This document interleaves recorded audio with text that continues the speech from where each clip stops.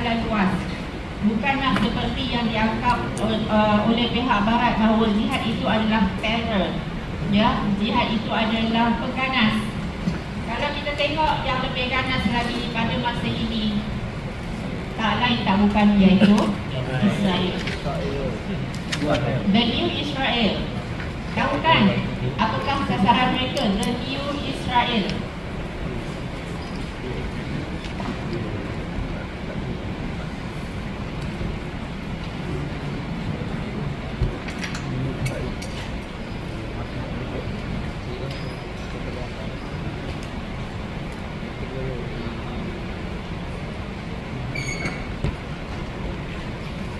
Inilah sasaran Israel. Mereka sekarang ini menzalimi, menghancurkan orang Islam yang berada di Palestin. Tanah yang mereka tinggal sekarang adalah Palestin. Tetapi bukan Palestin sahaja yang mereka sasarkan. Negara-negara di sekelilingnya perlu bersedia, kerana kalau mereka belum dapat apa yang mereka nak di sini, selagi itulah mereka akan usahakan. Dan kita lihat sekarang apa yang berlaku di Lebanon. Nampak? Serangan Israel bukan lagi sekadar di Palestin. Sekarang mereka mensasarkan sepenuhnya serangan di selatan Lebanon. Dan sudah beribu-ribu orang di Lebanon yang meninggal dunia. Tahu Lebanon kat mana? Kecil sahaja. Syria, ini kawasan Lebanon. Ya. Ini tanah Palestin yang dijajah oleh Israel. Ini adalah Jordan. Manakala lihat dekat sini, besar sekali kawasan Saudi yang mereka sasarkan. Lambang bendera bendera Israel, dia ada warna biru. Kalau anda lihat, isu tanda.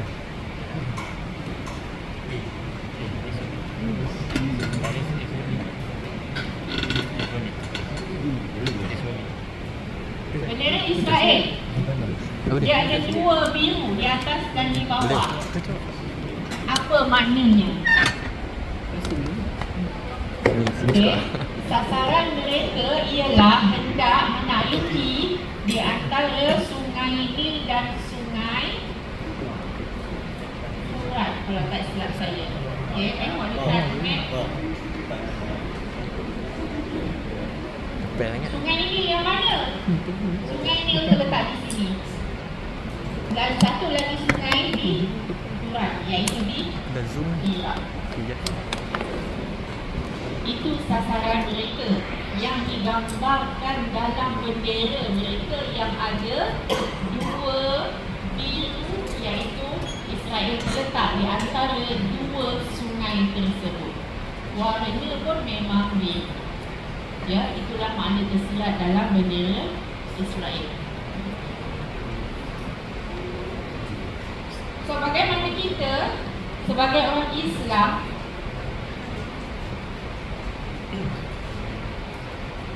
boleh redha dengan kezaliman yang seperti ini? Apa yang berlaku sekarang ini banyak berlaku di sini, sudah merebak sampai di atas sini, dan mereka juga mensasarkan yang lebih besar daripada sekadar tanah Palestin, dan mereka menganggap itulah yang dianggap sebagai tanah yang dijanjikan. Ya, the chosen, the promised land, apa nama lah. Okay, tanah yang dijanjikan, yang dikatakan disebut di dalam kitab Taurat bahawa ada tanah yang dijanjikan untuk mereka, yang mereka anggap ya sebagai tanah yang di antara laut sungai Nil dan juga sungai Furat di Iraq. Nampak jelas di sini. So berhati-hatilah. Dengan begitu sekali kita pun hairan kenapa dunia luar, ya dunia barat terutamanya kan, mereka tanpa rasa serba salah. Amerika dia sebagai funder kepada senjata untuk Israel membuat serangan kepada negara-negara jiran. Kita balik kepada yang kita nak bincangkan tentang jihad tadi.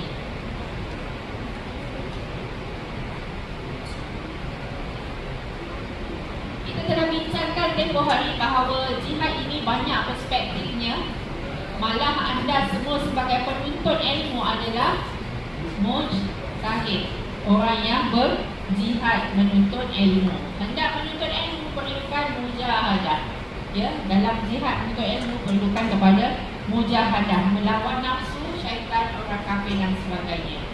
Yang paling susah sekali nak dilawan ialah hawa nafsu. Ini memang sangat susah.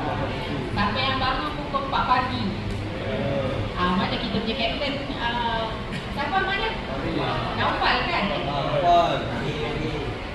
Naufal kan? Siapa yang baru pukul 5 pagi? Cek tak?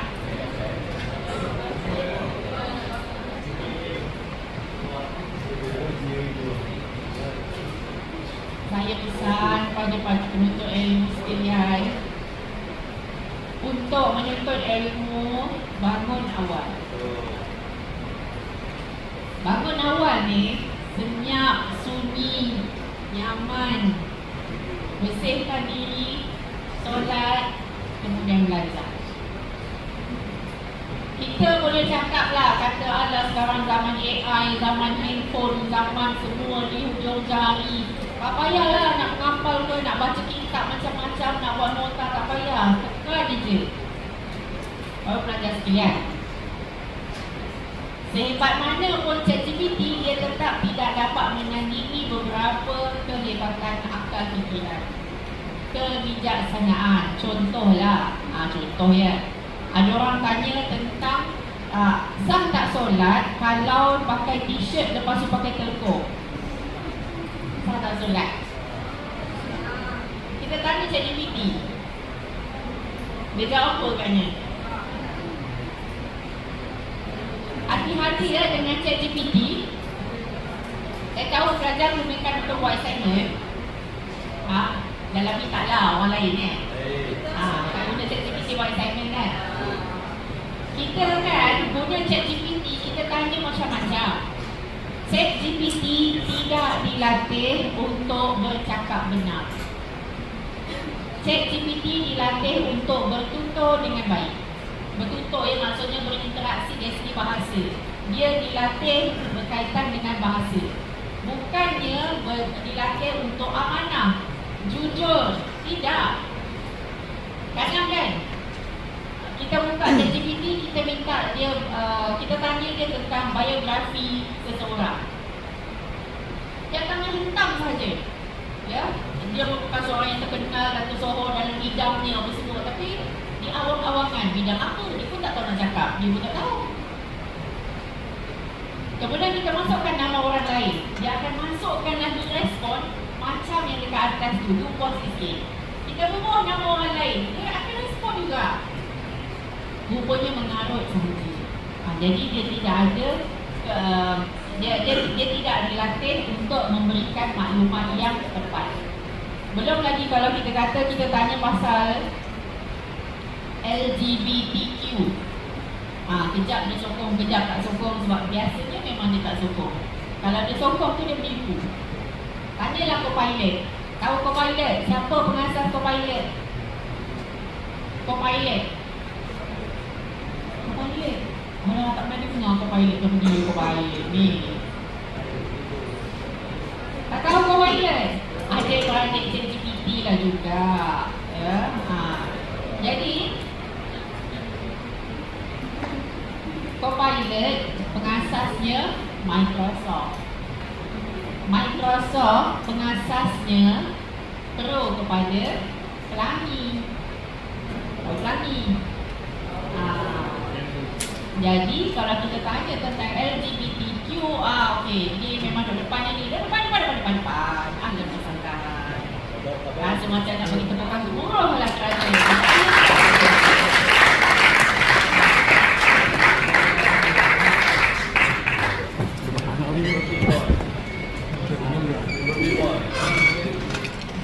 kan nak datang kelas ni. Dah lah nak buat keputusan susah. Kenapa lah tak settle lagi pendaftaran tutorial? Baru 69 pelajar yang respon, yang lain tak masuk kelas tutorial ke? Sebab saya nak buat sekarang, jadi tolong tengok balik dalam perbahasan. Tolong update lah ya, nak pilih dalam kelas tutorial mana, sebab saya nak generate dah senarai nama tersebut. Okay, dan kelas akan bermula pada minggu ini. Kecuali kita ada dua kan, hari Selasa dengan hari Khamis. Tutorial hari Khamis, saya tak ada. Yang hari Khamis dengan saya. Tapi saya akan ganti minggu depan insyaAllah. Minggu ni memang tak sempat. Saya esok lusa bulan Selasa, Rabu, Khamis saya akan berada di Tadawong, Putrajaya. Ada bengkel iOS App Ideation and Prototyping. Jadi terpaksa saya ubah. Dan minggu depan kita akan ganti kelas tutorial. Okay? Yang hari Khamis saja. Yang hari Selasa dengan Ustaz Anwar minggu ni ada. Saya ikut menyatakan sebaliknya. Okey.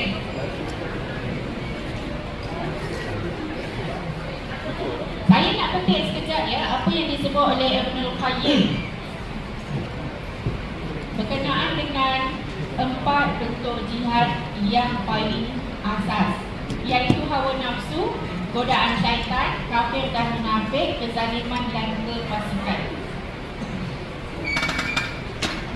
Hawa nafsu para pelajar sekalian, Allahu Akbar. Tadi bukan lambat sebab ikut hawa nafsu kan? Bukan. Sebab apa lambat? Banyak kekangan.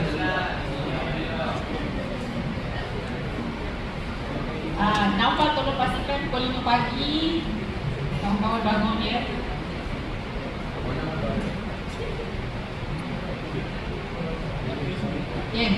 Jadi dalam jihad hawa nafsu, nak lawan dia perlukan kepada mujahadah. Mujahadatun nafs. Ia berkaitan dengan tazkiyatun nafs. Ia menyucikan hati. Dalam hati kita ni ada macam-macam. Contohnya, tengok ada orang pakai baju bling-bling, tudung bling-bling, ada pakai seluar, dia trendy, viral.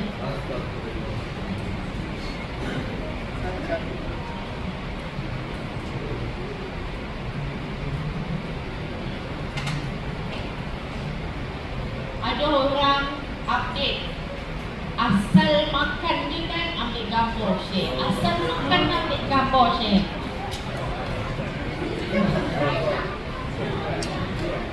Ada yang pakai macam tu? Adalah, tempat lain kan.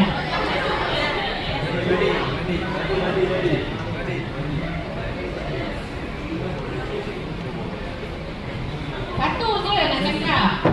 Siapa yang suka share gambar makanan, tolong order lebih. Sebabnya, dah bawa hadis ni. Kan kita disarankan kalau kita masak, lebihkan. Sebab apa? Masa masak, bau pergi kat rumah sebelah. Kena akal lebih kat rumah sebelah. Hampa saja-saja ambil gambar tunjuk dalam tu WhatsApp. Melagak kan? Oh aku rasa tak ini viral, kau tak sampai lagi. Jadi, kena order lebih. Itu je. Bagi dekat kawan-kawan yang kita kata, yang kita tahu, dia tengok gambar tu. Lebih berat, lebih naik lagi kalau upload kat TikTok ke, dekat Facebook ke, ramai tengok kan. Macam mana nak bagi kat semua orang? Tak boleh, tak mampu. Ada beberapa golongan yang pada saya haruslah kalau nak share gambar makanan. Orang yang meniaga makanan, ya, orang meniaga makanan, takkan dia nak upload gambar baju. Dia nak upload gambar makanan, dia nak promosi produk dia. Dan juga orang yang terlibat dengan industri makanan, yang terlibat dengan kelas jihad, tak payahlah dia upload gambar makanan. Kertas kedatangan tadi sampai mana dah? Okey. Jadi ia berkaitan dengan hawa nafsu. Kadang-kala kita ni mendorong masalah hawa nafsu pada orang lain. Dia bahaya juga ni. Dia duk share gambar makanan, duk pakai seksi-seksi. Kita yang menyebabkan hawa nafsu orang lain terganggu. Na'udzubillah min dzalik. Ini cerita kat tempat lain lah, bukan kita. Jadi berhati-hati ya, kerana Allah Subhanahu Wa Taala dan Rasulullah Sallallahu Alaihi Wasallam telah pun menggariskan panduan yang sangat banyak kepada kita. Kuntum khaira ummatin ukhrijat lin-nas. Engkaulah ya golongan umat yang paling baik. Paling baik. Sebab apa paling baik? Kalau dia share gambar makanan, dia beli lebih bagi kat kawan. Baiklah. Bagus, masya-Allah. Okey, kita tengok seterusnya. Pandangan Al-Qaradawi berkenaan dengan jihad, beliau mengembangkan lagi apa yang dinyatakan oleh Ibnu Qayyim berkaitan dengan al-jihad, iaitu jihad pada masa kini hendaklah lebih meluas yang mencakupi pelbagai bidang. Ilmu, sosial, ekonomi, pendidikan, kesihatan, alam sekitar, teknologi, komuniti, sosial dan macam-macam lagi lah ya pada masa ini perlu dikaitkan dengan jihad.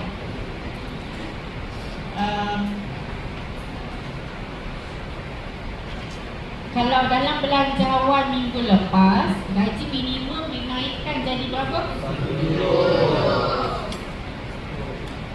Gaji bakal graduan PA minimum berapa?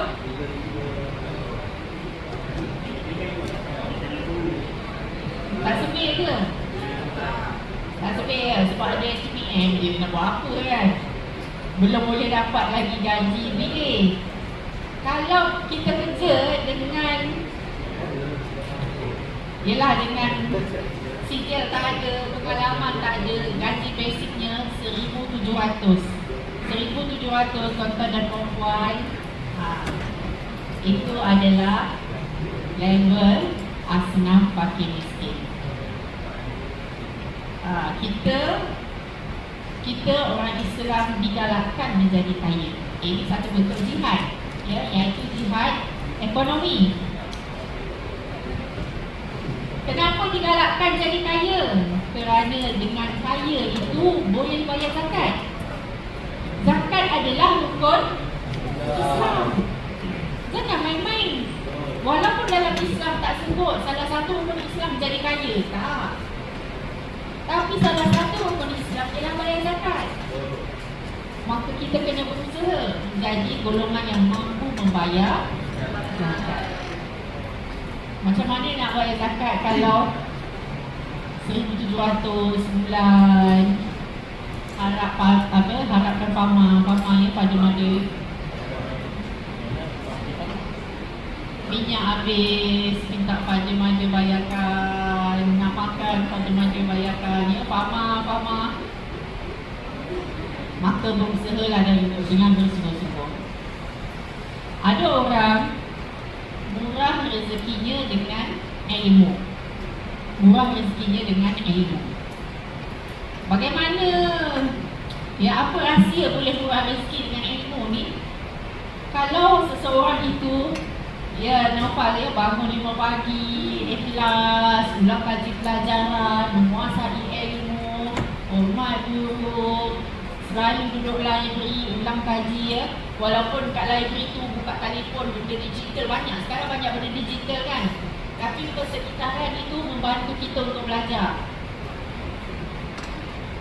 Maka dengan itu ingat kenapa bagaimana orang yang berilmu ni boleh murah ilmu? Kerana dia selalu mendampingi majlis-majlis ilmu.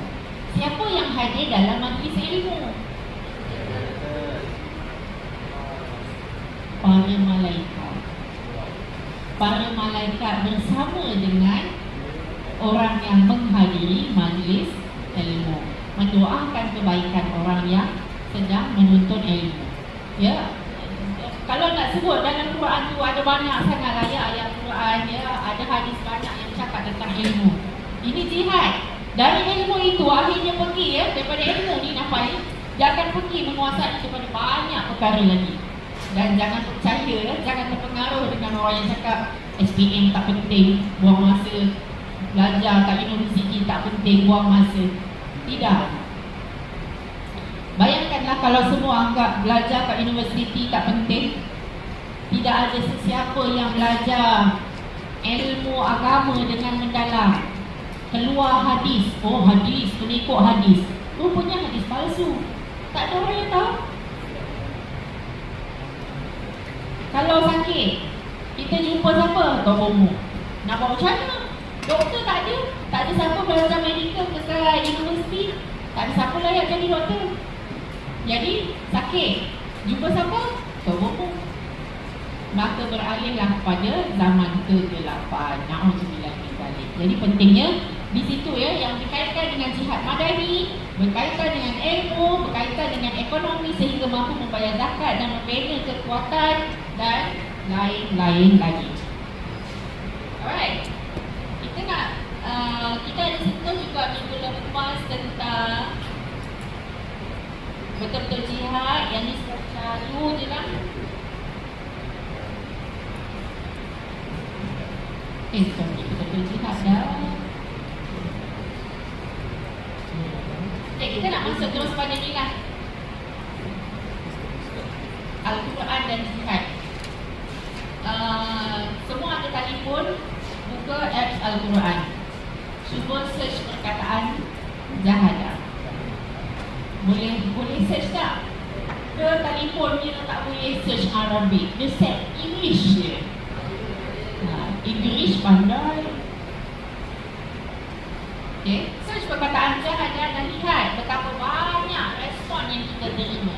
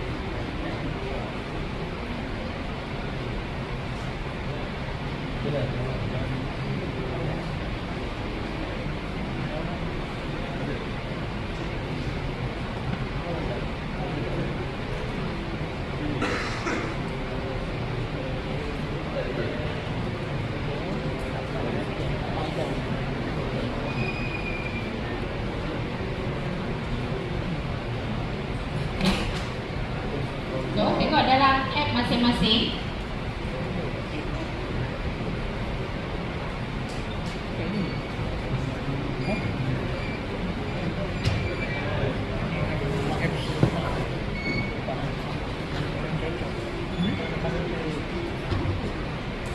Ya, firman Allah Subhanahu wa taala,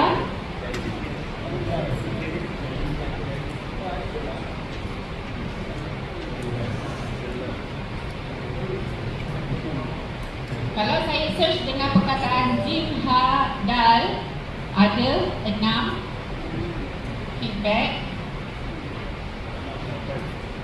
Kalau search dengan jim, ha, alif, dal, ada 4 feedback.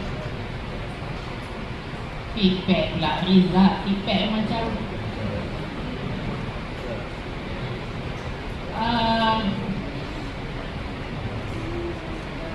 ada satu lagi, jim alif. Okay, jim alif hadal, dapat 28 feedback. Lain-lain ya. Ingat tadi, kalau search jim hadal dapat 6, jim ha alif dal dapat 4. Tapi kalau search dengan jim alif ha dal dapat 28 feedback. Apa kat situ para pelajar sekalian? Banyaknya ayat yang Allah Subhanahu Wa Taala mahu tekankan kepada kita tentang pentingnya jahidu, berjihadlah, ya, berjihadlah pada jalan Allah. Kita lihat ayat yang pertama dalam surah Al-Baqarah. Tolong bacakan. Tidak. Dengan taranum bayati jazi jawab apa semua dia lah.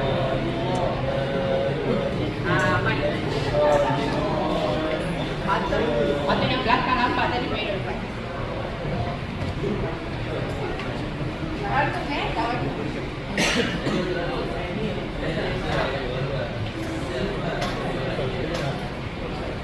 Okay, baca je.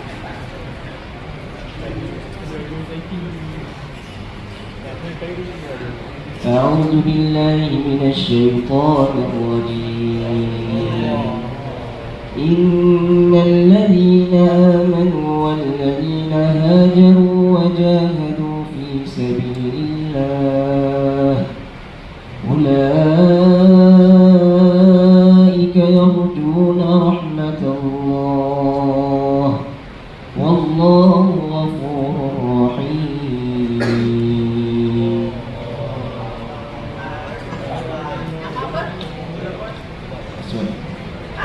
Muhammad Nur Aswad. Muhammad Nur Aswad. Oh, ini geng pukul 4 pagi ke? Tanda buat checklist. Barakallah. Terima kasih. Jadi dalam ayat tadi Allah Subhanahu Wa Taala berfirman dengan maksudnya sesungguhnya orang yang beriman dan orang-orang yang berhijrah serta berjuang pada jalan Allah untuk menegakkan agama Islam, mereka itulah orang-orang yang mengharapkan rahmat Allah. Dan ingatlah Allah Maha Pengampun lagi Maha Mengasihani. Kat sini nak ditunjukkan tentang ikhlas. Ikhlas dalam perjuangan. Ikhlas dalam perjuangan iaitu orang yang pergi berjuang ini ialah orang yang ikhlas untuk menegakkan kalimah Allah Subhanahu Wa Taala, dan mereka itulah orang yang mengharapkan rahmat Allah Subhanahu Wa Taala. Dan Allah itu Maha Pengampun lagi Maha Mengasihani. Jadi ada banyak lagi ayat Al-Quran. Kita scroll sampai ke bawah.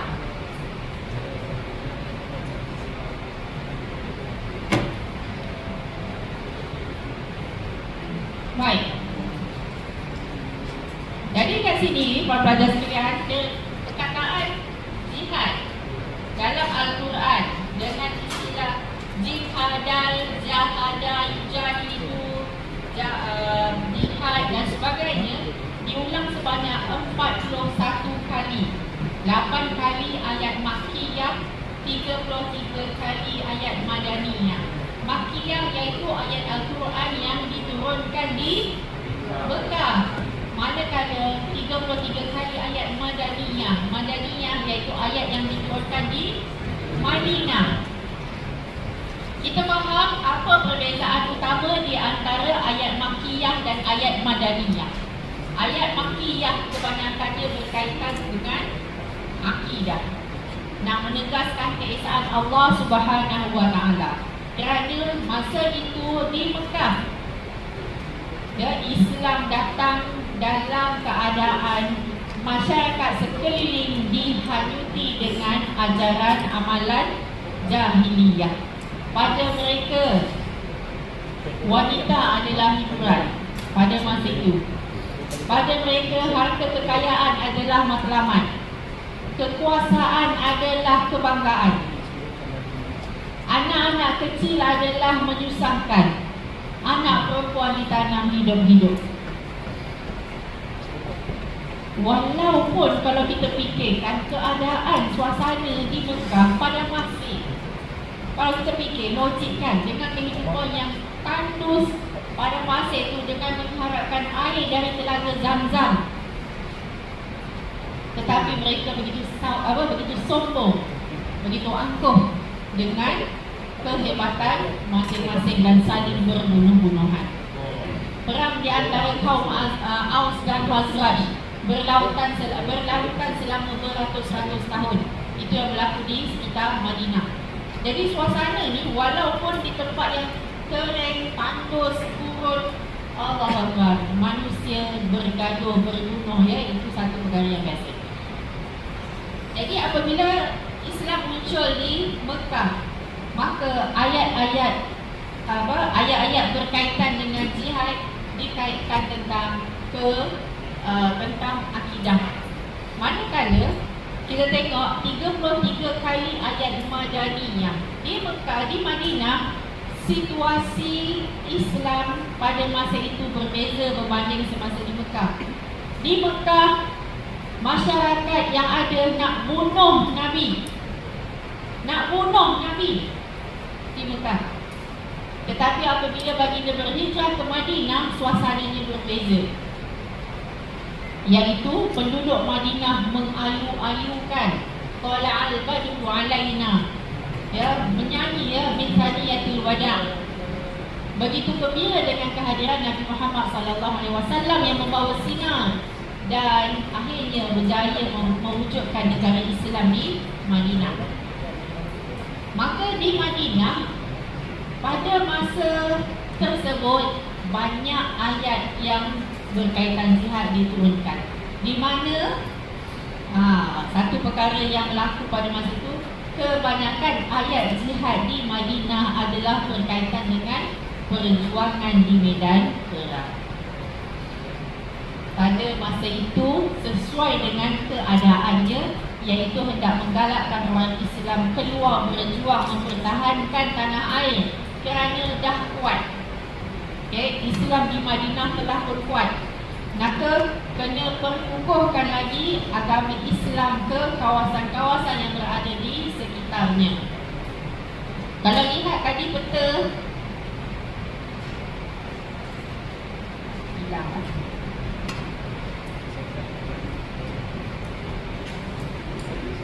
Ni peta yang kita tengok tadi ni kan, Mekah dengan Madinah ni dekat kawasan bawah ni, tak jauh daripada sasaran Israel. Jadi dekat kawasan sini ni adalah Mekah dan Madinah. Jihad yang berlaku pada zaman Madaniyah, tentera Islam bergerak jauh sehingga ke Syam. Syam sini jauh. Kalau naik bas pun saya rasa 24 jam baru sampai.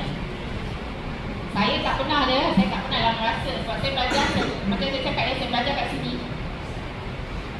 Saya tak pernah lah naik bas pergi Mekah, tapi kawan-kawan saya ada yang naik bas pergi Mekah.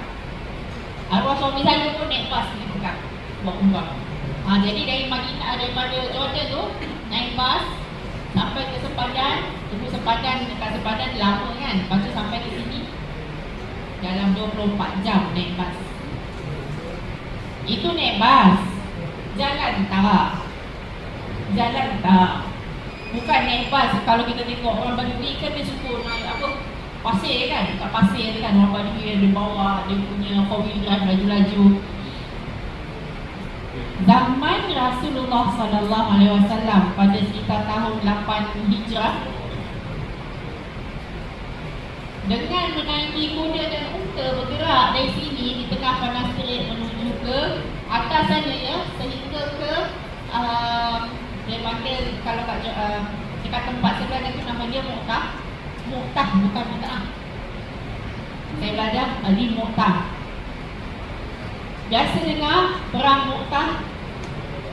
Perang Mu'tah ni satu peperangan besar yang berlaku di antara orang Islam dan juga tentera Rom.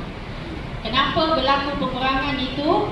Baginda Rasulullah menghantar beberapa orang sahabat daripada sini hantar beberapa sahabat pergi ke sebelah sini, kerana pada masa ini atas ini dikuasai oleh Rom. Pada zaman baginda Rasulullah menjadi Nabi, di sebelah atas sana adalah kawasan jajahan Rom. Tetapi utusan baginda telah ditawan. Ditawan oleh tentera Rom. Kalau tak salah dia dibunuh. Maka menyebabkan tentera Islam membalas tindakan tersebut dengan menghantar sekumpulan tentera pergi ke atas sana, pergi ke Mu'tah dan berlawan dengan 100,000 kot tentera Rom. Dan peperangan memang sangat dahsyat. Jihad para pelajar sekalian, jihad untuk mempertahankan agama. daripada peperangan itu seorang sahabat baginda iaitu Ja'far At-Tayyar terputus kedua-dua belah tangannya dan terbelah badannya. Betapa kuatnya semangat jihad Ja'far At-Tayyar. At-Tayyar apa At-Tayyar? Bukan tayar. Ja'far At-Tayyar. Tayyar ini sayap. Sayap. Sebelum perang Mu'tah, nama dia bukan Ja'far At-Tayyar, nama dia Ja'far. Ja'far bin Abi Talib apa nama dia. Apa yang berlaku dalam peperangan tersebut? Ja'far ini sebagai, kita kata macam panglima lah dalam perang tersebut. Dia pegang bendera dengan tangan kiri, dia pegang pedang dengan tangan kanan, naik kuda. Okey. Jadi berdepan dengan tentera Rom dengan tangan kanan, ya, dia bunuh musuh orang Rom. Kemudian entah macam mana terputus, ya, tangan kanan. Dalam keadaan tidak ada tangan kanan, beliau tidak berputus asa. Bukan macam kita tercucuk sikit dengan jarum ke, terpotong sikit jari ni, kupas bawang, tak nak kupas bawang kan, lep terus. Tetapi Ja'far At-Tayyar dengan sebelah tangan kiri tu yang memegang pedang terus menuju, ya, terus menyerang musuh sehinggalah terputus pula tangan ini. Dengan tidak ada tangan kanan dan tangan kiri, beliau terus berjuang dengan naik kuda itu, terus jangka serang musuh sehinggalah akhirnya terpancung atau terbelah. Allah Akbar. Apabila selesai perang,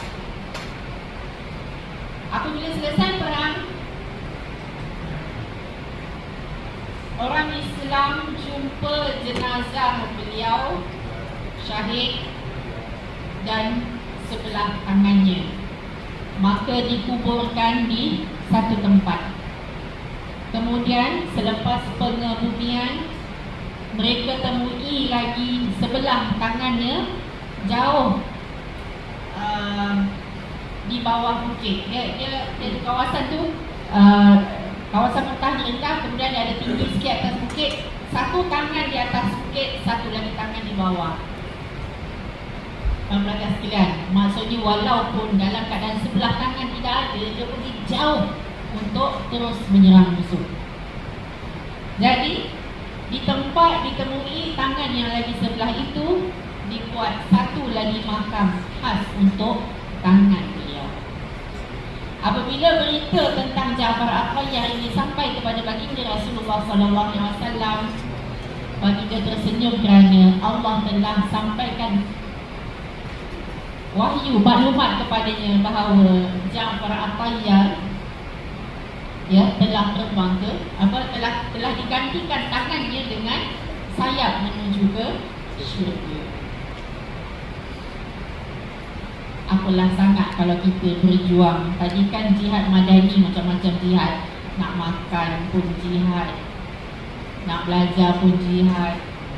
Makan jihad, apa dia? Tahan diri hawa nafsu, jihad tu. Ini Allah sedap makanan dia. Tak lama lagi kita bulan Ramadan. Tak lama ya, dekat je ni, berapa bulan ni Ramadan. Kalau ada buffet buka puasa, apa kita buat? Semua nak rasa. Sehari berpuasa, bila tengok makanan banyak-banyak, hilang terus dia punya jihad. Semua nak ambil. Kalau sate tu ambil sampai 20, makan satu tak sedap, buang 19. Nasi biryani ambil sampai penuh, lauk ayam, lauk daging, lauk apa, ikan biryani pun ada. Cuit sikit dah tak boleh masuk, kenyang. Ambil air cendol, ambil ABC, ambil air mata kucing, ambil air katira.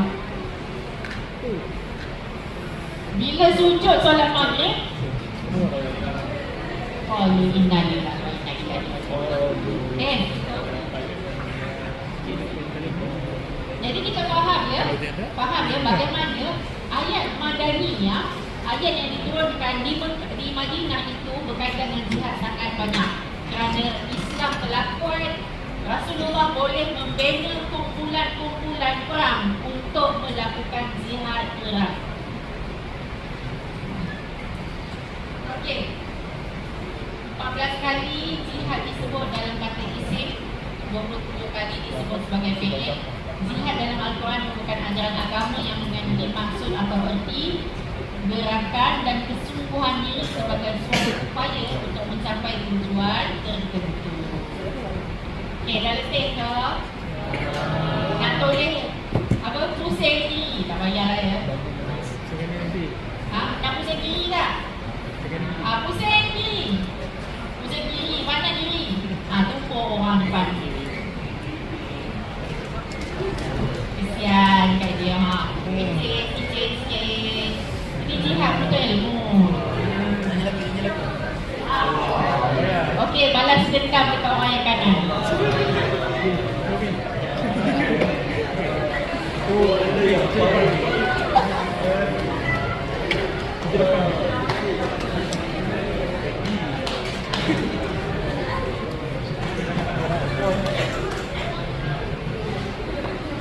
Okey, dah. Boleh bacakan ayat Quran seterusnya?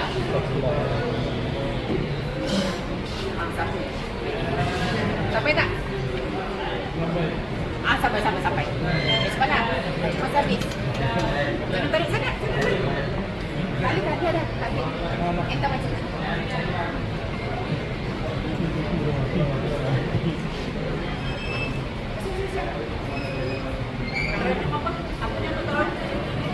Tak bisa. Okey, just.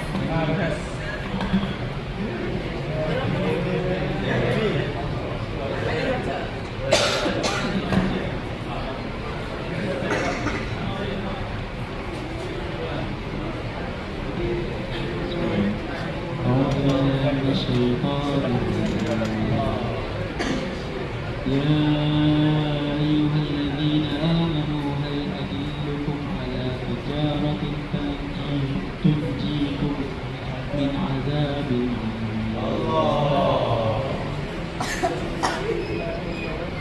تؤمنون بالله ورسوله وتجاهدون في سبيل الله بأموالكم وأنفسكم ذلكم خير لكم إن كنتم تعلمون يغفر لكم ذنوبكم ويدخلكم جنات تجري من تحتها الأنهار ومساكن طيبة في جنات عدن ذلك الفوز العظيم.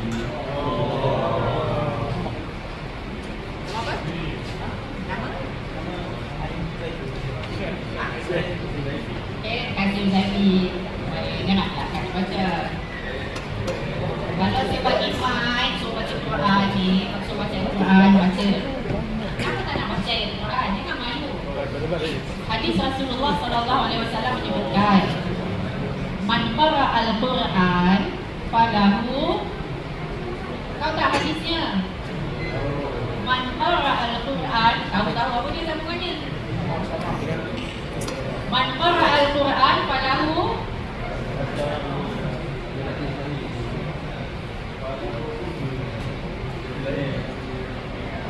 Saya hafal hadis ni sebab apa tau?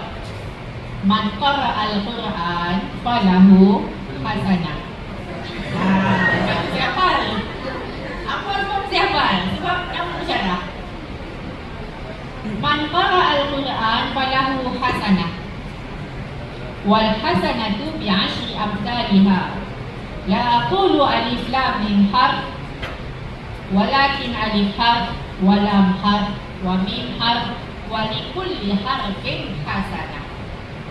berapa kali nama saya dalam tu. Siapa yang apa dapat makan lebih.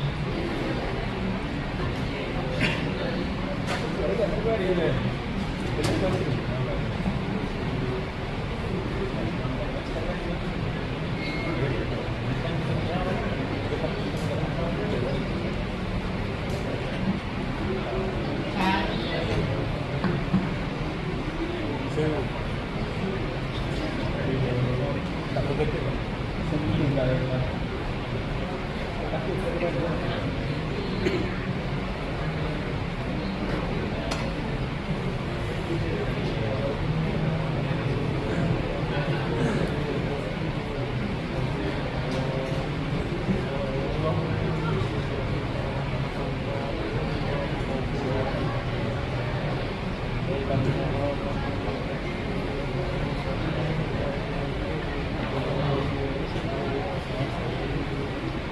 Cari hadis nama saya tak jumpa pula.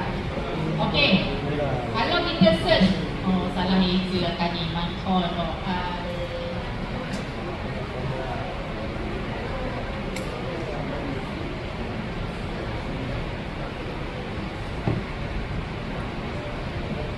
Kalau kita search dalam sunnah.com, para sekalian anda kena tahu website untuk kita gunakan. Sunnah.com. Search perkataan man qara'a al-Quran. Kat sini dia kita akan jumpa banyak ayat, banyak hadis-hadis yang berkaitan kebaikan, menggalakkan kita membaca Al-Quran. Siapa yang baca Quran dapat itu, siapa yang dapat baca Quran macam ni, siapa yang baca Quran dengan bertampil dapat sekian macam ya. Bacalah Al-Quran. Jadi kalau saya bagi mic, baca ya. Yang dua orang lagi tu perlu baca ni. Tunggu sekejap. Banyak yang cari hadis man qara'a al-hasanah. Man qara'a al-Quran falahu hasanah al-jumlah. Dia tu. Jadi sambung lagi. Firman Allah Subhanahu wa taala dalam surah Al-Maidah. Ya ayyuhallazina amanu man yartadda minkum 'an dinihi fasawfa ya'ti Allah biqaumin yuhibbuhum wa yuhibbunah. Adillatin 'alal mu'minina a'izzatin 'alal kafirin. Yujahiduna fi sabilillah wa la yakhafuna lawmata la'im. Dzalika fadlullahi yu'tihi man yasha. Wallahu wasi'un 'alim. Orang yang berjihad adalah orang yang mencintai dan mencintai Allah Subhanahu wa taala. Antum semua ni tajdid niat, ya Allah, aku nak berjihad menuntut ilmu, ya Allah, jadikanlah aku orang yang mencintaimu dan yang kau cintai. Allah sebut ni, ya ayyuhallazina amanu man yartadda minkum 'an dinihi fasawfa ya'tillah biqaumin yuhibbuhum wa yuhibbunah. Ya, berkaitan dengan kasih sayang orang-orang yang berjihad pada jalan Allah. Ibn Katsir menyebutkan maksud yujahiduna fi sabilillah, iaitu orang yang tidak pernah merasa beban dalam mentaati Allah Subhanahu wa taala, mahupun dalam melaksanakan hukuman had, sedia memerangi musuh dan selalu melaksanakan amar ma'ruf nahi munkar.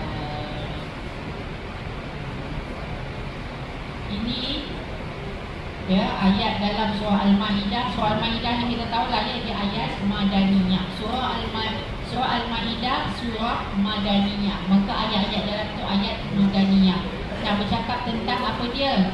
Yujahiduna fi sabilillah wala yakhafuna lawmata la'im. Apa dia? Para pelajar sekalian yang nak jadi pendakwah, apa maksud wala yakhafuna lawmata la'im? Apa dia?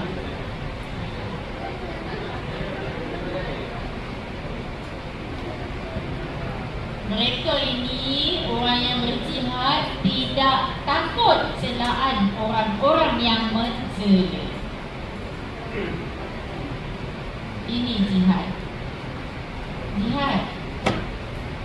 Nak menuntut ilmu ni susah.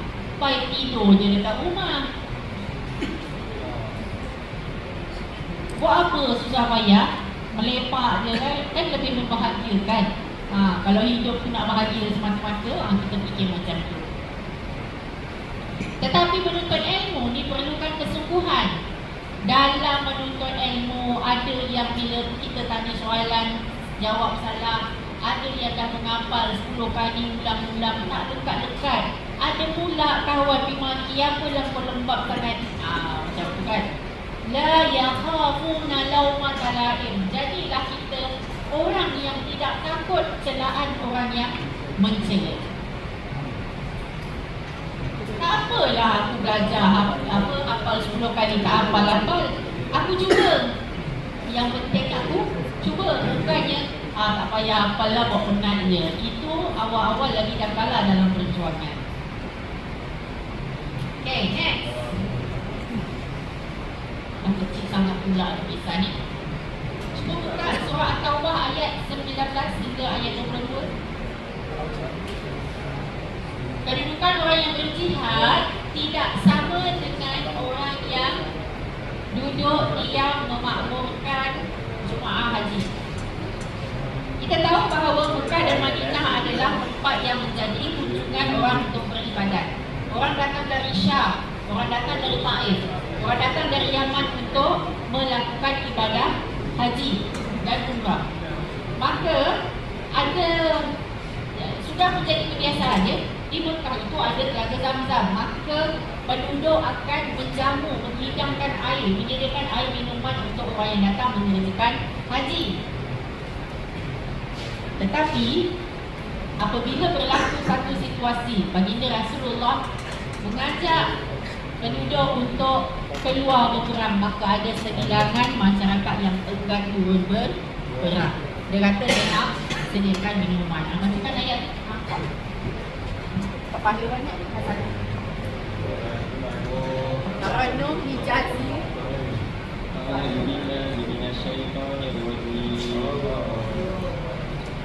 أجعلتم سقاية الحاج وإمارة المسجد الحرام كمن آمن بالله واليوم الآخر وجاهد في سبيل الله لا يستوون عند الله والله لا يهدي القوم الظالمين. الذين آمنوا وهاجروا وجاهدوا في سبيل الله بأموالهم وأنفسهم أعظم درجة عند الله وأولئك هم الفائزون. وأولئك هم الفائزون.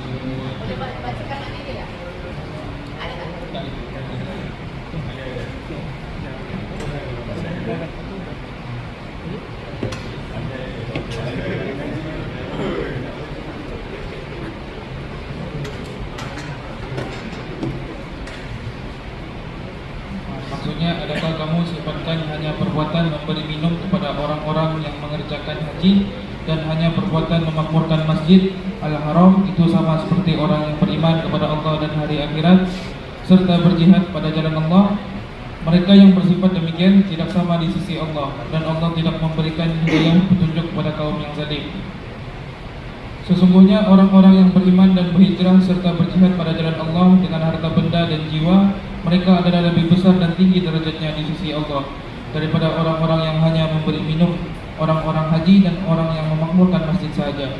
Dan mereka itulah orang-orang yang berjaya.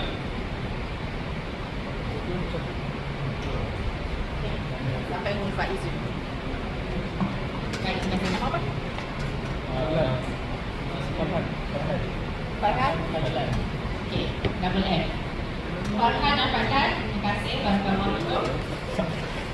Jadi ayat Al-Quran ini akhirnya nak sebut bahawa orang yang berjihad fisabilillah, yang sanggup meninggalkan kesenangan walaupun tempat yang ditinggalkan itu Mekah, dan dia bukan tinggalkan saja-saja, dia tinggalkan perbuatan baik.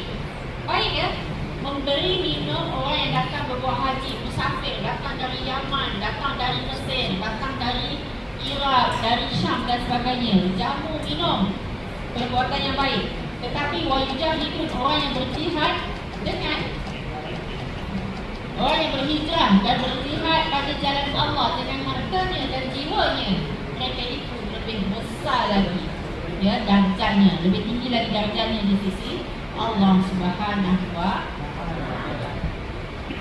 Dalam ayat ini ditunjukkan bahawa dua golongan dengan dua usaha yang berbeza, dua-dua baik, tetapi ada perbandingan, ada yang lebih baik. Ini membuatkan kita berfikir. Kita kan diuji dengan pilihan. Contohnya nak pilih kelas tutorial, susah. Manusia diuji dengan pilihan. Nak pilih si dia ke, nak pilih susah buat pilihan. Istikharah dah seminggu saja, tak nampak apa-apa lagi. Kalau tak nampak apa-apa, tak ada harapan lah. Ke situlah ya. Dalam membuat pertimbangan, apa yang penting? Apabila sampai seruan peperangan, maka jihad perang itulah yang lebih utama berbanding jihad yang lain, yang itu iaitu berkhidmat kepada orang yang datang melakukan haji.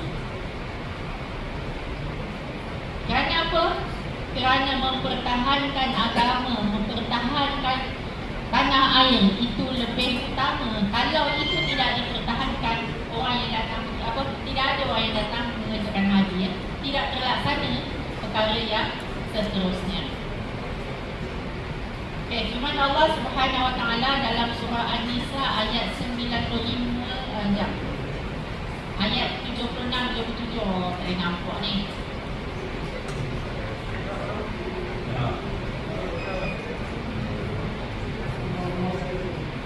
Kita minta Muslimah tolong baca ni surah Al-Baqarah ayat 218. Orang. Surah An-Nisa, maaf ya, perempuan. Surah An-Nisa ayat 76 dan ayat 77.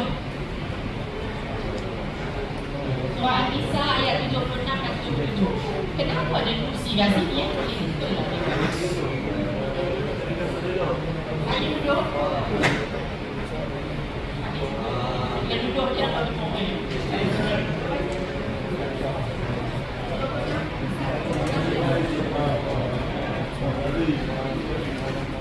Jangan allergic ya. Baca je, macam saya baca. Ya ayyuhallazina amanu.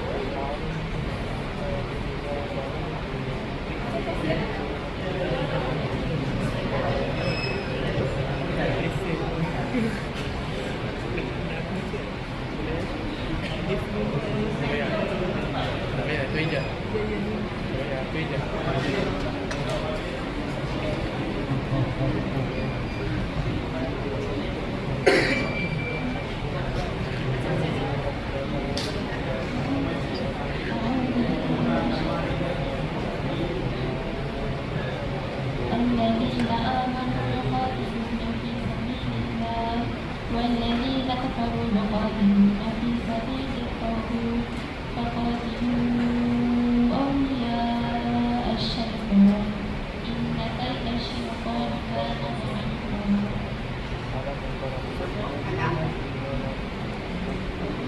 ألم تر إلى الذين قيل لهم كفوا أيديكم وأقيموا الصلاة وأقيموا الصلاة وآتوا الزكاة فلما كتب عليهم القتال إذا فريق منهم يخشون الناس كخشية الله أو أشد خشية وقالوا ربنا لم كتبت علينا القتال لولا أخرتنا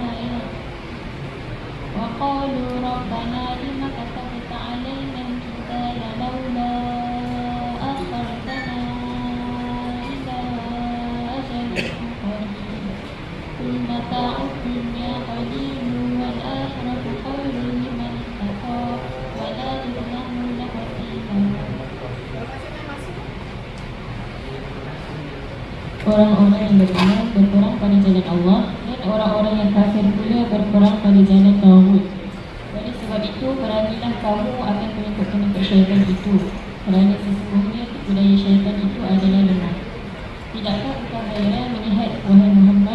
akan orang-orang yang pernah dikatakan kepada mereka, tahanlah tangan kamu daripada bertindak melancarkan perang yang belum diizinkan, dan dirikanlah sembahyang serta berikanlah zakat. Mereka meminta juga hendak berperang. Kemudian apabila mereka diperintahkan berperang, tiba-tiba semua di antara mereka merasa gurut kepada manusia sama seperti mereka merasa gurut kepada azab Allah, atau lebih gurut lagi. Lalu mereka meraih kepada Allah dengan berkata, wahai Tuhan kami, mengapa engkau wajibkan kami berperang pada saat ini? Mengapa engkau tidak biarkan kami sehingga ke tempoh yang singkat, iaitu akhir hayat kami? Katakanlah wahai Muhammad,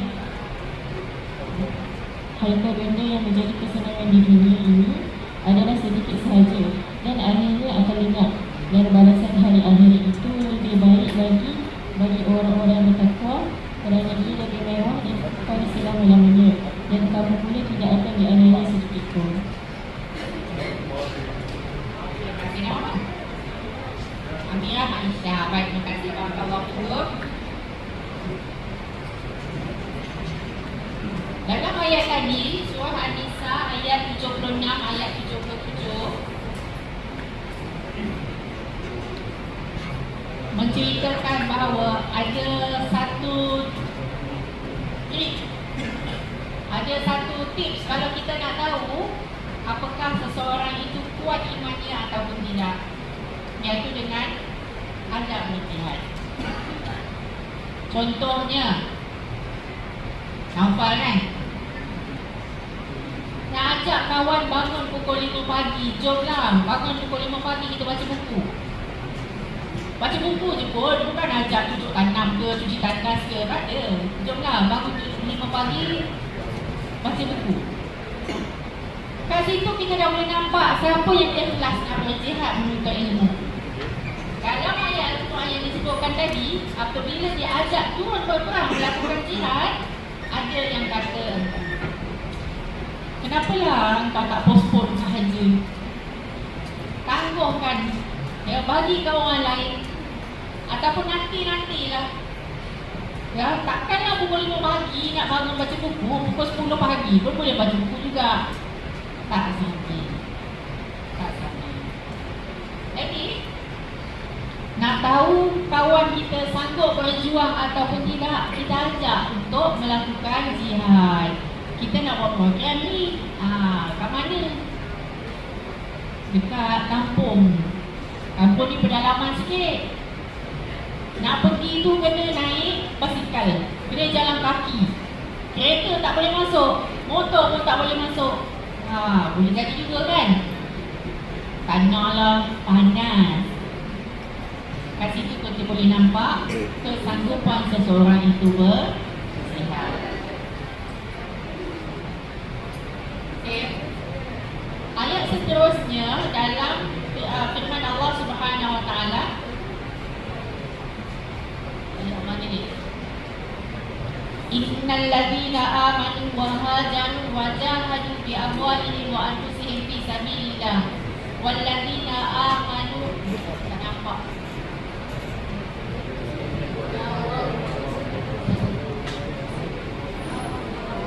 Ada orang rambut tapi tak ada buat spek. Macam ni lah.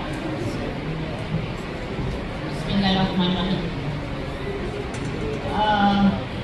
Walladzina awaw wa nasaru ulaika ba'duhum awliya'u ba'd walladzina amanu wa lam yuhajiru ma lakum min walayatihim min syai' hatta yuhajiru wa in istansarukum bid-din fa'alaykumun nasru illa ala qaumin bainakum wa bainahum mitsaq wallahu bima ta'maluna basir. Sekali lagi Allah Subhanahu Wa Taala tegaskan tentang amanu, orang yang beriman, orang yang berjihad dengan hartanya, wa anfusihim, dan hartanya fi sabilillah, pada jalan Allah. Okay? Jadi panjang ya, sehinggalah disebutkan inilah orang yang Allah Subhanahu Wa Taala akan bantu. Saya percaya anda semua ni adalah orang-orang yang dimuliakan oleh Allah Subhanahu Wa Taala. Kerana anda semua adalah hajarun. Ada semua ni beriman tak ni? Beriman kan? Maksudnya apa? Beriman tak ni? Beriman, Masya Allah, syukur, Alhamdulillah. Ada tak tu? Innal ladina amanu. Beriman dah. Wahajaru. Berhijrah dah. Wajahadu. Berjihad menuntut ilmu. Jadilah setakat kita sekarang ni mampu jihad menuntut ilmu. Okay, wajahadu bi amwalihim. Bayar yuran, beli peralatan, bayar itu, bayar ini, banyak kos kan. Wajahadu bi amwalihim. Wa anfusihim, dengan dirinya. Kan Naufal bangun pagi sanggup mengorbankan masa tidurnya untuk menuntut ilmu. Kan Farhan macam tu saya suka-suka untuk menuntut ilmu. Baca Quran pukul 4 pagi, pukul 5 pagi. Alhamdulillah. Sehinggalah akhirnya. Jadi percayalah bahawa bantuan Allah itu dekat. Janji Allah itu benar. Okey, seterusnya perkataan jihad dalam Al-Quran dikaitkan dengan persiapan daripada kekuatan sebelum ada ayat Al-Quran yang mengaitkan membicarakan tentang persiapan daripada sudut kekuatan sebelum melakukan jihad. Ini strategi. Sebelum berjihad, kita kena prepare untuk berjihad. Contoh, kita berjihad menuntut ilmu. Kita tahu pukul 2 petang ada kuliah.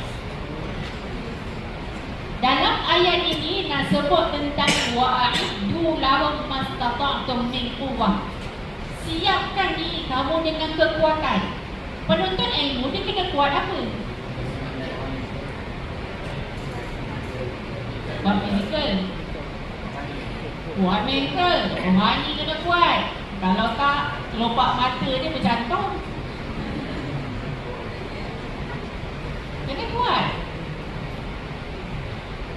Bila sebut tentang persiapan, firman Allah Subhanahu Wa Taala, wa a'iddu lahum mastata'tum min quwwah wa min ribatil khair turhibuna bihi aduwallah wa aduwakum wa akharina min dunihim la ta'lamunahum Allahu ya'lamuhum wa ma tunfiqu min syai'in fi sabilillah yuwaffi ilaikum wa antum la tuzlamun. Ini disebut tentang persiapan untuk orang berjihad di medan perang. Nak turun ke medan perang, kena kuatkan badan, kena kuatkan tentera berkuda, ribatul khair. Okay, tentera berkuda, itu persiapan kita. Takkanlah kita saja melenggang kangkung nak lawan siapa? Israel. Nak lawan Israel macam mana? Dia lawan kita, dia serang tentera Islam, dia bunuh Yahya, dia bunuh ramai lagi orang-orang Islam, pejuang mujahidin. Dia guna apa? Drone. Drone, ya. Dia panggil apa nama dia? Kalau dihantar kapal perang pun, kapal perang yang tidak ada unmanned punya peralatan senjata. Kapal perang dia tidak ada orang, drone dia pun tidak ada orang. Semuanya pakai kamera, alat jarak jauh, kontrol dan sebagainya. Kita nak perang melenggang kangkung dengan dia, tak sampai ke mana. Kita pun kena ada strategi, kita kena ada ilmu. Sebab itu kalau di sini, kalau konteks ayat Al-Quran ini semasa diturunkan di Mekah dan Madinah, ayat ini diturunkan di Madinah, ya, setahu saya. Maka situasi pada masa itu yang ada ialah kenderaannya ialah kuda. Maka persiapkanlah kuda yang baik-baik, ya, hebatkanlah kuda itu. Maka dalam situasi kita nak menuntut ilmu, hebatkanlah kita dengan jiwa, ya, dengan akal fikiran yang telah bersedia. Dalam UTM Folio dah di-upload dah bahan, tinggal download je. Boleh scroll, tengok tak? Tengok, Masya Allah, Alhamdulillah. Apakah cukup dengan tengok PowerPoint? Tak cukup. Anda kena buka kitab Yusuf Al-Qaradawi, baca kitab Fiqhul Jihad. Kalau ada lagi kitab yang lain, Al-Jihad wal Qital, ada buku tentang Fiqhul Dakwah, baca. Ya, tak cukup dengan 1-2 buku untuk menuntut ilmu. Jadi datang kelas, banyak dah ilmu yang ada. Hari ini kita nak explore tentang ayat-ayat Al-Quran. Tadi ya, sambil anda cari ada banyak ayat Al-Quran tu, bookmark tak? Bookmark tak? Ke dekat X tu tak boleh bookmark ayat Quran? Boleh. Tanda kan? Bookmark kan? Alah, jadi bila kita baca, ada bookmark. Apa ni? Oh, ayat jihad. Nanti bulan puasa kan nak khatam 30 juzuk, betul tak? 30 juzuk bulan Ramadan nanti. Jadi bila nak khatam, jadi kita baca laju, ada bookmark. Apa ni? Ayat jihad. Baca lagi, ada lagi bookmark. Apa ni? Ayat jihad. Masya Allah. Dan hafal. Ada banyak ayat-ayat Al-Quran yang berkaitan dengan jihad, hafal. Dalam final exam, ya kita ada final exam, akan ada soalan yang minta anda masukkan ayat Al-Quran berkaitan jihad. Confirm ada. Tak payah risau soalan bocor. Saya dah bocorkan hari ni dah. Confirm ada. Tapi kan saya risau, kadang soalan dah dibocorkan, jawapan tak dibocorkan. Alah, susah sangat belajar ni. Tulis ayat Quran salah. Saya pernah cerita dalam kelas masa subjek sebelum ni. Semester pertama saya mengajar di FPI UKM, saya nangis, menang air mata saya, subjek. Kenapa? Bila final exam minta tulis hujah daripada Al-Quran, pelajar kita ni, bukan pelajar orang lain. Yang lain tadi yang cakap pasal makan apa semua tu tempat lain. Ni pelajar dalam ni, bukan dalam dewan ni, dalam camp, dah graduate dalam. Buat ayat Quran sendiri. Dia tak ingat, tak apa-apa dia tulisnya. Dia main hentam je, ada bunyi ke tak ada bunyi ke, tongan terbalik. Kadang-kadang maknanya boleh. Ya, kalau kita baca tu, dia main tulis tu salah terus, menyalahi akidah. Sedih saya. Rupa-rupanya setiap semester macam tu, jumpa benda yang sama. Jadi sekali je saya tengok, saya menangis. Lepas tu macam ni kan memang budak UKM ni. Tolong ya. Tadi disebutkan ayat Al-Quran tentang jihad ada 41 ayat. Hafal 4 ayat pun kan, kalau final exam tulis yang tu dah boleh dapat markah. Sebab pusing pun jihad juga. Daripada 41 takkan tak boleh hafal 4 ayat pun. Tapi bila minta tulis dalam kertas jawapan, habis Allah Akbar. Saya ni kadang kan tengok pelajar tersilap tulis yang Arab ni nak kita ni. Kadang dia salah tulis tu sampai lucak maknanya. Dia tak tahu. Dia main hentam je kan. Kita baca Astaghfirullahaladzim, pelajar tu. Tolong ya. Jadi dalam surah Al-Anfal ini nak sebutkan tentang persiapan untuk melakukan jihad. Kita mesti lakukan persiapan sesuai dengan apa jihad yang hendak dilakukan. Bagi sesuai. Jihad bulan Ramadan. Bulan Ramadan jihad tak? Jihad. Iaitu jihad tak makan. Jihad lah tu, dia bersabar, tak makan. Bila tak makan ni, dia ada tambah lagi kan masalah-masalah lain. Mengantuk lah, lambat lah, lembek sampai dah muka pun lembek lagi. Punyalah teruk demi lembek tu. Jadi buatlah persiapan yang terbaik untuk menghadapi Ramadan. Kalau orang perempuan, saya rasa kalau saya yang lepas bulan Ramadan kat rumah kan, kelas online kan. Oh, bahagia nikmatnya ya Allah. Maka kita pun leka. Apa dia? Nanti dekat nak raya kan, masa tu lah waktu siang buat kuih raya bermalam-malam, nak masak segala menu seperti nak cuba, nak jahit baju. Padahal wa'ahid tu lakum mastatok tu buatlah sebelum daripada Ramadan tu lagi. Jahit baju, jahit sebelum Ramadan.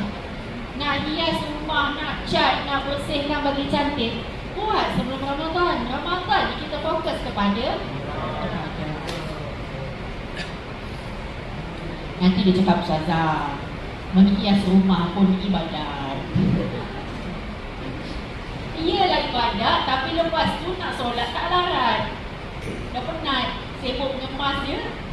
Maka kita persiapkan jihad ni, persiapan untuk jihad ni sesuaikan dengan jihad masing-masing.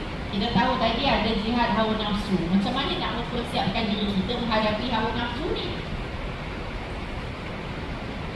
Rasulullah selalu pesan kepada lelaki, tundukkan pandangan. Rasulullah berpesan kepada perempuan, tundukkan pandangan.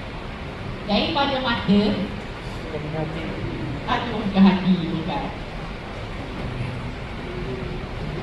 Dari mata itulah bawa kepada banyak masalah hawa nafsu. Tak kira lah daripada makan, daripada berpasangan, daripada sekarang ni masalah dia lelaki sama lelaki pun boleh jatuh hati. Berat masalah. Tundukkan pandangan. Minta maaf cakap. Ya. Di kalangan pelajar FPI pun ada kejadian-kejadian ini.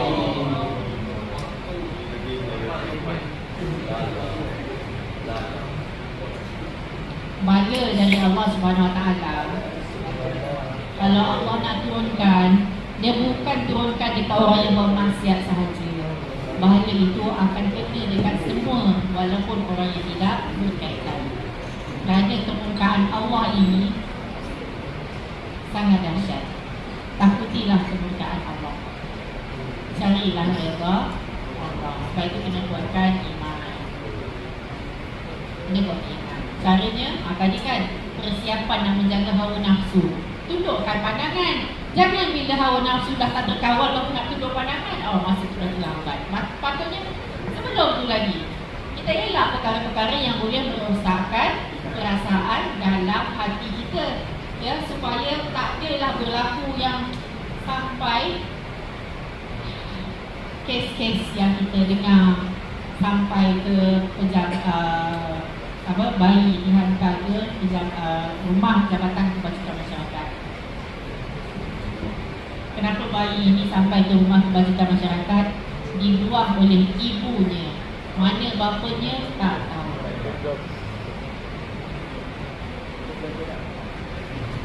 Dan yang sedihnya, ibunya pelajar universiti.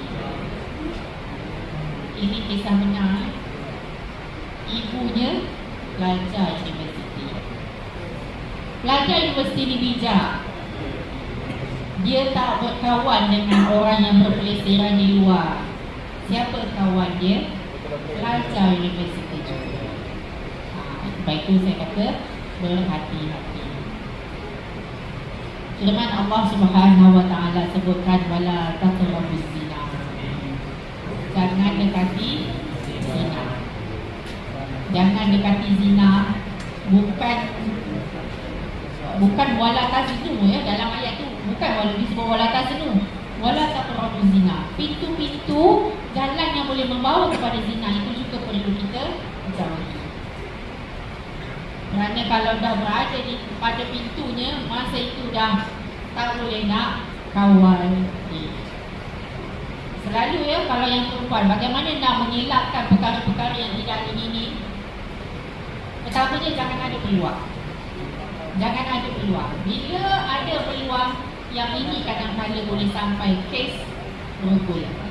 Cakaplah, ini realiti yang berlaku ya, sangat banyak. Kita dengan keadaan zaman sekarang ni, warga asing ramai, ya, warga asing ramai. Mereka tu, sorry to say, gersang. Ramai. Kadang dia dah ada isteri, dia dah biasa kedudukan dia yang memang macam-macam lagi lah.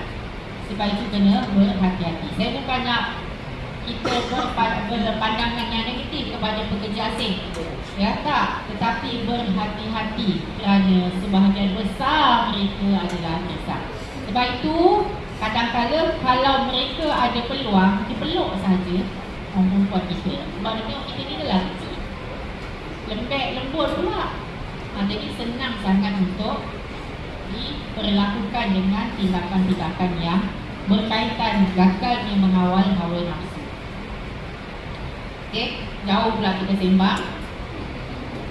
Jihad digandingkan dengan kalimah sabar dan hijrah. Tanda ada sabar tidak mungkin, tanpa ada sabar tidak mungkin boleh melakukan hijrah dan jihad. Sabar adalah modal kepada kedua-dua perjuangan tersebut. Jihad dan sabar merupakan parameter keimanan seseorang. Dalam surah Wal-Asr, perkataan terakhir dalam surah Wal-Asr, apa dia? Sabar. Surah itu bercakap watawasau bil haqqi, berpesan-pesan. Nak berpesan-pesan merupakan kepada sabar. Tadi ada disebut wala yakhafuna laumata laim, kan? Tidak takut kepada celaan orang yang mencela. Itulah dia, ya, sabar. Sabar apabila berpesan-pesan, kerana akan ada sahaja yang mencela pesanan-pesanan kita. Sindirlah, makilah, dan lebih sedih lagi dikaitkan dengan engkau tu, dengan kita punya karakter ataupun kelemahan yang ada pada diri kita. Contohnya tak payah nak sembang lah, kau bunuh 2 kali 5. Kita pun alamak, jangan sekejap. Wala yakhafuna laumata laim. Tak payah nak risau ya dengan celaan orang yang mencela. Mulut manusia ni takkan boleh ditutup. Lelaki perempuan, ingat, mulut manusia ni takkan boleh nak ditutup. Ada benda dia nak kata, ya, ada sahaja benda yang tak kena pada mata dia, nak dikomplain, nak dikomennya, maka janganlah kita bentak. Saya ingat dia ada satu hadis Rasulullah SAW yang menyebutkan tentang orang yang berijtihad. Man ijtahada fa asaba falahu ajran. Orang yang berijtihad dan betul, maka dia mendapat 2 pahala. Rasulullah sebut lagi, man ijtahada fa akhta'a falahu ajrun wahid. Siapa yang berijtihad dan salah, kita kalau salah pecah terus. Tapi Rasulullah kata siapa yang berijtihad kemudian salah, dia dapat 1 pahala. Kenapa? Yang tadi itu, yang berijtihad dan betul dapat 2 pahala, kerana pahala pertama pahala berijtihad, dan yang kedua pahala yang betul. Pahala kerana betul. Manakala orang yang berijtihad dan salah, dia dapat 1 pahala, iaitu pahala dia berijtihad. Kita faham jahada yujahidu ijtihada, apa dia? Usaha bersungguh-sungguh. Siapa yang takut usaha bersungguh-sungguh? Itulah mujtahid. Mungkin usaha dia bersungguh-sungguh, lepas tu dia salah, dia dapat pahala kerana berusaha. Daripada apa yang bukan pahala. Orang yang tak berusaha apa-apa, duduk saja, tunggu orang lain buat, lepas tu komplain. Tunggu orang lain buat, lepas tu komplain. Dia sendiri tidak ada inisiatif, maka 1 pahala pun dia tak dapat. Ya, wala yakhafuna laumata laim. So, sabar. Firman Allah Subhanahu Wa Taala, siapa nak bacakan? Ada nak bacakan? Tolong baca. Ada boleh dapat nak pula. Tak lupa lah. Am hasibtum an tadkhulul jannata wa lamma ya'lamillahu alladhina jahadu minkum wa ya'lamu as-sabirin. Surah Ali Imran ayat 142. Kemudian surah Muhammad ayat 31, walana yuwannakum hatta ta'lamal mujahidina minkum was-sabirina wa nabluwa akhbarakum. So kat sini dua-dua ayat ni nak cakap tentang kita ni tak boleh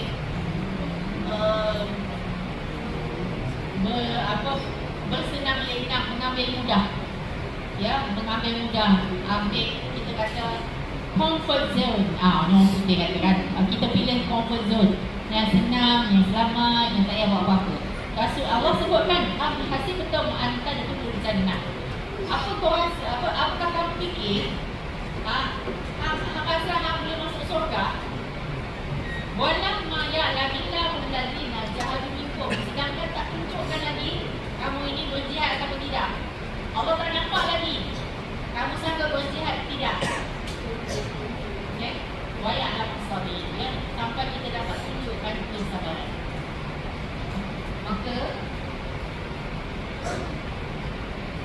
yang ini kita boleh sembuh sikit kan, ya, baca-baca sikit dekat kawan yang comfort zone sangat kan, nak relax. Am hasibtum an tadkhulul jannata wa lamma ya'lamillahu allazina jahadu minkum wa ya'lamu as-sabirin. Siapa yang nak relax, tak nak buat apa, ustazah bagi assignment, tugasan berkumpulan 4 orang. Apa pula aku pening lah. Jadi dia jadi apa, ayat bunyi tak silap. Apa dia? Sleeping partner. Orang lain yang buat assignment dia tunggu tompang, ya, jadi pembonceng, dapat markah tugasan berkumpulan senang-senang macam tu saja. Kalau ada kawan-kawan yang macam ni, sembuh sikit. Am hasibtum an tadkhulul jannata wa lamma ya'lamillahu allazina amanu wa lamma ya'lamillahu allazina jahadu minkum wa ya'lamu as-sabirin. Assignment ni tugasan berkumpulan, baca sikit ya. Tugasan berkumpulan, kena sama-sama buat kerja. Nak saya rasa macam hujan, ada orang hujan ni. Jadi kena berusaha untuk menyiapkan tugasan. Ini adalah sebahagian daripada jihad. Firman Allah Subhanahu Wa Taala, walana berkuannakum hatta ta'lamal baca dia tadi. Okay. Allah akan menguji, walana berkuannakum, kami akan menguji kamu. Okay. Hatta na'lamal mujahidina minkum, sehingga kami tahu, kami nampak sebenarnya siapakah al-mujahidina minkum, siapa yang benar-benar berjihad. Contohnya, masuk kelas, semangat nak belajar, jangan duduk kat belakang, itu macam nak berjihad. Nak berjihad, main duduk depan. Ustaz, saya nak belajar Ustaz. Ustaz, saya nak baca ayat Quran Ustaz, sebab kita dapat hasanah. Semangat, ini duduk belakang, ya Allah, kesian. Saya bukan cakap dengan orang yang barisan belakang, ada lagi kat belakang, nampak tak? Ya, saya salah cakap. Firman Allah Subhanahu Wa Taala dalam surah Al-Ankabut, wa man jahada fa innama yujahidu li nafsihi innallaha laghaniyyun 'anil 'alamin. Jihad dinyatakan dalam bentuk ajaran agama yang bersifat peribadi atau kepribadian. Jihad yang dilakukan adalah untuk manfaat diri sendiri, bukan Allah. Jihad berupaya mewujudkan identiti kepribadian insan. Ada banyak ayat yang menyebut tentang perkara ini. Surah Al-Ankabut ayat 6, Surah Al-Rum ayat 44, Surah Fussilat ayat 46, Surah Al-Jathiyah ayat 15. Kalau keluar final exam, kalau ini bukan soalan wujud, tanya, berikan hujah daripada Al-Quran yang mengatakan bahawa jihad boleh membentuk personality insan. Mana nak jawab? Dalam sini tu baru satu je, rupanya banyak lagi. Saya minta 10 ayat Quran. Sebab itu para pelajar sekalian, slide PowerPoint tidak cukup untuk jadikan anda menguasai sepenuhnya perkara jihad. Perlu tambah cari lagi maklumat. Okay, banyakkan bacaan, banyakkan buat nota. Okay, hafal. Bangun 4 pagi, bangun 5 pagi bagi pelajar jihad itu adalah keperluan, bukan pilihan. Penuntut ilmu, saya tegaskan dari kuliah yang pertama lagi, bangun awal. Okay. Nak ambil dah sikit. Kalau ngantuk, pusing kiri, pukul orang sebelah. Confirm kejap lagi dia pukul balik. Hilang ngantuk. Tujuan jihad menurut Al-Quran. Apa yang kita nak daripada jihad? Apa yang kita nak daripada jihad? Firman Allah Subhanahu Wa Taala. Ya, dalam ayat Al-Quran yang diturunkan di Mekah disebut fala tuti'il kafirina wa jahilhum bihi jihadan kabira. Fala tuti'il kafirin, jangan taat kepada orang kafir. Tahu kan kisah yang berlaku kepada Ala Yasir, sehingga Allah SWT sebutkan sabran Ala Yasir. Ya, kesabaran keluarga Yasir itu dijanjikan Al-Jannah. Keluarga Yasir, kenapa dijanjikan Al-Jannah? Ni ayat ni fala tuti'il kafirin, jangan taat kepada orang kafir. Sebab orang kafir suruh dia patah balik kepada apa menyembah berhala. Tinggalkan Islam, tinggalkan Muhammad. Sembah nenek moyang, sembah patung berhala, minum arak dan sebagainya. Macam-macam yang diajar oleh jahiliyah. Ya, orang-orang seperti Abu Jahal dan sebagainya. Allah pesan fala tuti'il kafirin, jangan taat, jangan dengar cakap orang kafir. Wajahidu bihi jihadan kabira. Tapi ayat di sini bukan soal berperang. Ya, tetapi lebih pada menahan, ya, menahan diri daripada permintaan ataupun paksaan orang-orang kafir. So, kita nak tengok apa tujuan jihad menurut Al-Quran, objektif jihad. Yang pertama, memperluaskan penyebaran agama. Penyampaian dan penyebaran mesej akidah di Mekah merupakan satu jihad yang besar. Jihad memperkenalkan ajaran Al-Quran. Jihad dengan Al-Quran. Zaman sekarang teknologinya dah makin canggih. Gunakan teknologi yang ada untuk sebarkan Al-Quran. Kerana ini adalah sebahagian daripada jihad yang dilaksanakan semasa di Mekah, iaitu jihad menyampaikan Al-Quran. Wajahidu, firman Allah, wajahidu bihi jihadan kabira. Okay, hadapilah mereka. Okay, mekanisme jihad Al-Quran iaitu dengan membacakan ayat-ayat Al-Quran, memperkenalkan kebenaran ajarannya, memberikan pengujahan yang jelas kepada kafir Quraisy. Ini masa di Mekah. Seterusnya, untuk menguji kesabaran, ya, jihad ini disebut jihad disebut dalam Al-Quran ini supaya kita menjadi lebih bersabar. Ya, kerana jihad dan sabar ni dua benda yang yang perlu bergandengan. Kalau kita semangat jihad tapi tak sabar, semangat dia pakai apa? Hot spaceship. Jadi jihad dan sabar ni nak dijelaskan apa dia? Keimanan yang tidak cukup dengan pengakuan dan menjalankan rukun agama. Keimanan dan keadaan beragama perlukan ujian. Salah satu ujian ialah jihad dan sabar. Jihad perlu diikuti dengan sabar. Sabar itu sebagai berjihad, dia dalam berbagai bentuk dan jenis perlukan sabaran. Itu satu balik ayat ini.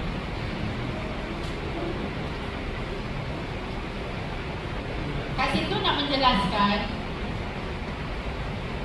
kita dah tengok kan, jangan hidup yang walaupun walaupun berjihad dengan jiwa, berjihad dengan harta.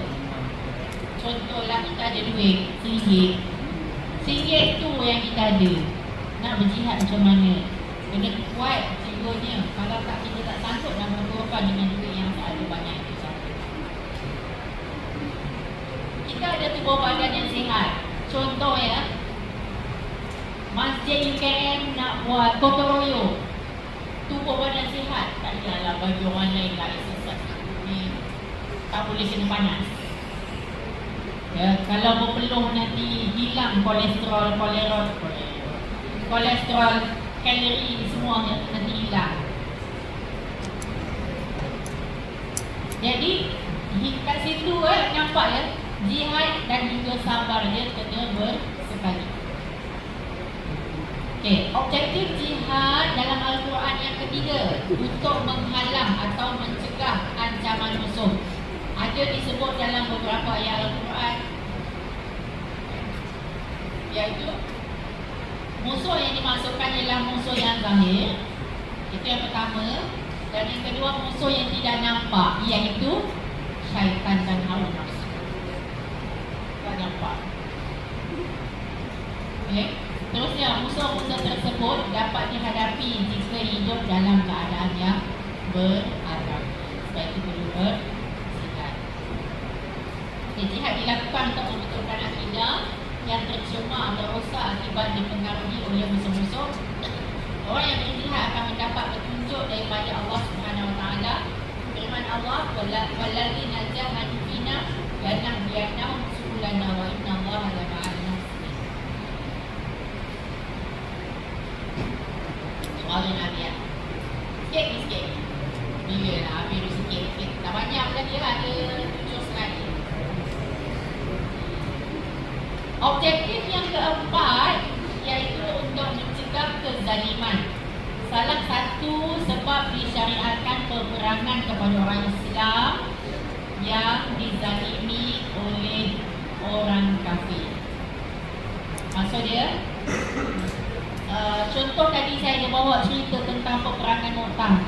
Dalam peperangan Mu'tah, pendakwah Islam yang dihantar oleh Rasulullah bertemu dengan tentera, dengan hawa kerajaan Rom pada masa itu, telah ditangkap oleh orang kafir. Maka diperintahkan jihad untuk mencegah kezaliman, ya, untuk nak menentang kezaliman yang dilakukan oleh orang kafir, tentera Rom.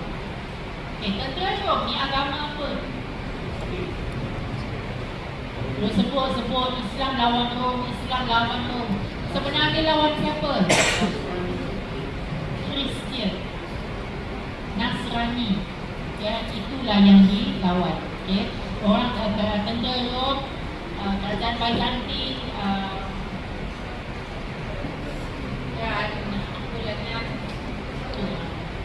jadi golongan-golongan ini ya, kalau Rom tu memang dia punya kepercayaan kepada agama gereja Katolik, konservatif dan sebagainya, itu memang kuat. Firman Allah Subhanahu Wa Taala, "Udina lilladzina yuqataluna bi annahum zulimu wa innallaha ala nasrihim laqadir." Udina ya apa? Udina diizinkan. Diizinkan kepada orang yang diperangi dan dizalimi untuk berperang. Okey. Jadi kita sampai ke depan lah. Fungsi jihad, aspek ibadah, dakwah politik, spiritual, objek jihad, kafir, munafik, musyrik, hawa nafsu, saya clean. Bentuk jihad dengan Quran, yang harus jihad dengan jiwa. Ini ada soalan, kita bayarlah. Ini soalan dah dahulu dah ya. Soalan dah bagi pun kalau keluar banyak exam tak ada jawab. Apa cerita? Okeylah, sekian, terima kasih. Assalamualaikum warahmatullahi wabarakatuh. Saya ulang untuk tutorial hari Khamis dengan saya minggu ni ditangguhkan. Senang kita tak ada kelas dah. Okey, assalamualaikum.